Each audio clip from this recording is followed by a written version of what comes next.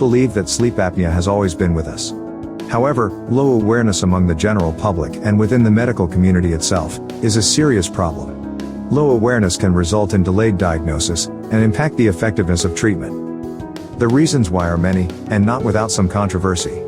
One matter that is not disputed is that early detection is essential and improving awareness is key. Increased awareness will improve, and may even save, many lives. These speakers shared stories of their journeys to treatment, in the hope that others will benefit from the lessons learned along the way. We thank them for their strength and generosity of spirit. My mother had a saying, and it was, "El sueño es la vida, sleep is life." I didn't realize just how true that was until I started learning, and I'm still learning, of how this has affected me and has affected me definitely and continues. I start realizing how tired I was feeling. I start realizing that I was starting to sleep while I was doing interviews of my clients, and I didn't realize what I had just told them. And as a lawyer, that's a scary thought. I started going to court and realizing I couldn't think what the name of that objection was because it wouldn't come to mind. I was driving home and I was at a stoplight and I fell and I actually had a dream. And I didn't realize how long I'd been there.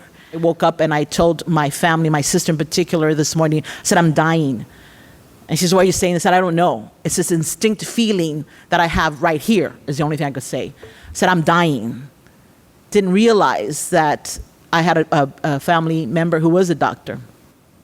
And they took me aside and they said to me, "There's something going on. It is not normal how you just sleep." I said, "Well, it's a Sunday and this is the only time I take naps," which wasn't true because I was starting to come home for lunch and take 2-hour naps. And he said to me, "We believe that you have sleep apnea." And he began to explain a little bit of what that is. He made my doctor's appointment and he gave me the first monies to make sure I got it done. I did a home study and I came back, and a couple of days they told me, they looked at the monitor and the results of their computer, and they looked at me and they looked back and they looked at me, and I realized something's going on. And they said, "You're very severe." I had 83 episodes in 1 hour for an average of 19 seconds. And we need to do something for you. So it still took a little while to get it, but I got my machine. And it's really incredible that you don't know that you're not sleeping well until you do sleep well. I met my wife when she was 18 and I was 20. And over the years, she said, "You hold your breath when you sleep. You stop breathing." Constantly would tell me that you don't sleep well. And then as the years went on, it would get worse. And I think that does happen as you get older and things start to relax and so forth. Went to the doctors, started seeing doctors. My family was going, "You're manic, you need to go see doctors." So you start seeing psychologists and psychiatrists, and everybody starts pushing at you. It feels like your world's collapsing, and all of a sudden you're seeing doctors. I was literally driving to a stress test that I was late for, to try to see if a stress test was causing these micro sleeps. I'd been saying to myself, "You need to stop and take a nap." I didn't stop. The next thing I heard was the bang, where I had hit a minivan. Everybody walked away from that accident. The fireman said, "It's rare that I see it come out this good." That woke everybody up. This is a prevalent disease, and it is linked to mental illness. I can guarantee you, I'm a scientist and an engineer. I base my things on my conclusions on facts and what I see around me, and especially on what I experience. I think that this disease plays a significant role in it and in our society. Back in 2013, I'm assuming I had sleep apnea well before that. People just kept telling me I'm not breathing. I said, it doesn't matter. I'm sorry I'm snoring. I don't want to wake you up. But finally, someone convinced me to go to the sleep study, and I got the sleep apnea machine right away, literally that week. So I figured that for years, I guess that was impacting me. So I'm happy about it now. Type A personality. Work very hard. Normal work week is 60 to 80 hours a week. That's how I lived for 20, 30 years. Push, push, push, live, live, live, work hard. I was also physically fit. I danced as a leisure activity, took dance classes, took yoga classes, hiked, spent time outside, walked every day. I was skinny.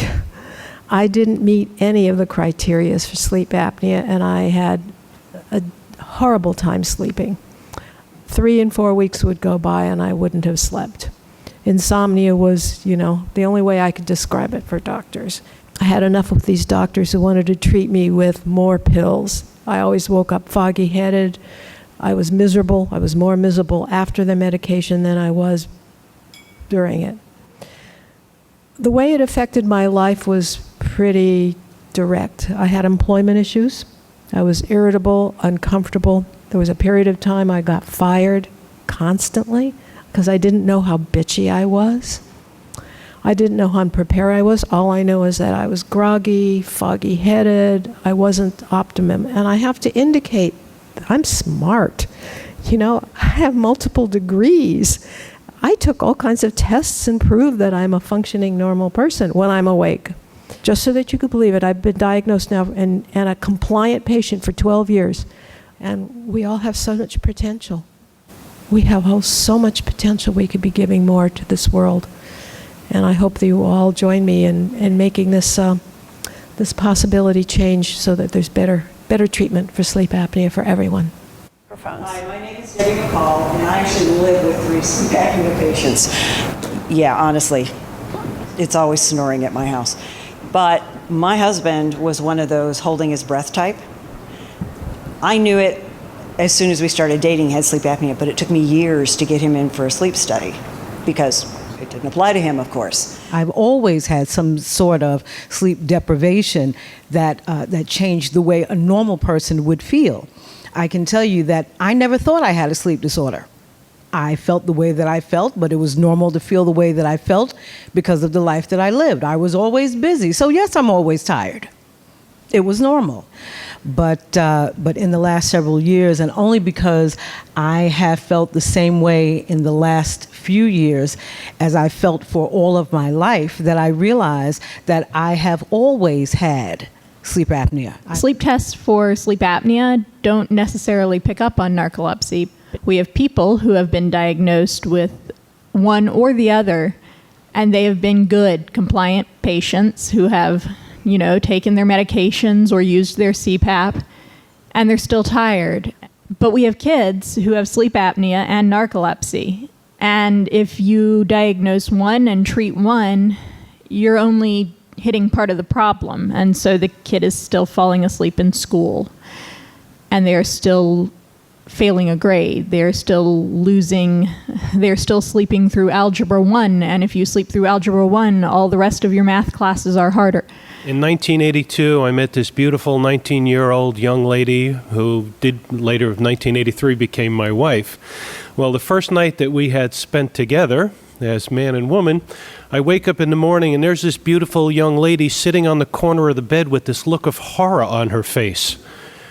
And I kind of woke up and looked at her going, geez, it wasn't that bad, was it? But she goes, no, I thought you were going to die. And I looked and I said, why? And she started telling me, I had stopped breathing, I was choking, I was snoring, I was thrashing around. I said, well, that's the way it was. Well, 10 years later, 1992, she comes home from the dentist with an article that she read in a magazine. She goes, here, they wrote a story about you. And there it was all about sleep apnea, and it was about me. And I think where society is lacking, where the medical profession is lacking, where the insurance companies are lacking, are the importance they put on sleep. Sleep is one of the 3 pillars of life. There's sleep, nutrition, and exercise.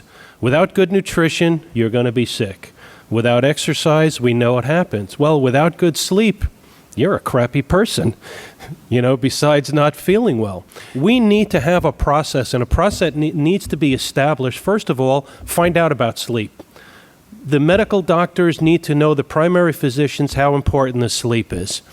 Okay? Second of all, we need, when our DMEs are coming in, to explain and to teach people, how to use them. So I've always been a heavy snorer, and I think it kept getting worse, and I finally realized that I needed medical attention when I woke up and realized I'd been sitting at a traffic light for a long time asleep. I went to my primary care physician. He said, it's a possibility you have sleep apnea. I'm going to send you to an ENT. He'll probably have a study done, which is exactly what happened. And I was diagnosed and given a CPAP machine, and that made a world of difference in my life because I no longer had to worry about falling asleep in dangerous places or places are embarrassing, or maybe even causing me to lose my job if I fell asleep at work. Because at that point, I did not know sleep apnea. I had never heard the term sleep apnea. I didn't know anyone. I know now that I know people that had sleep apnea. I believe I've had, in fact, I'm certain I've had sleep apnea probably most of my life.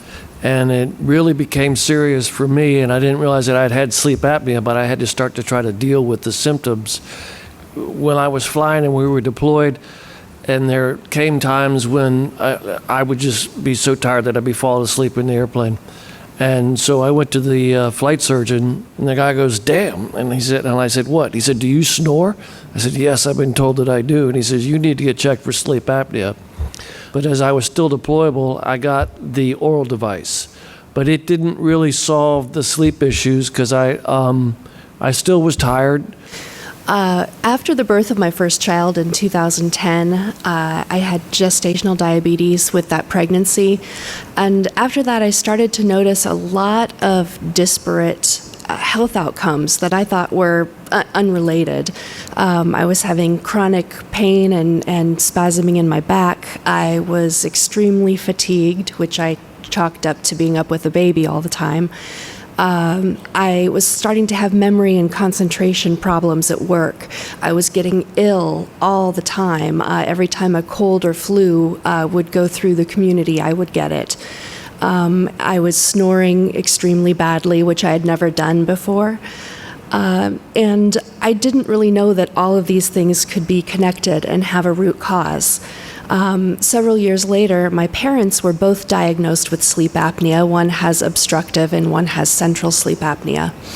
But even then, I didn't quite put together that a lot of the things I was suffering from might have some common causality. And we've heard today about the lack of information or appropriate education, counseling, training, access to knowledgeable folks, just not having the right level of instruction, ongoing support that you need.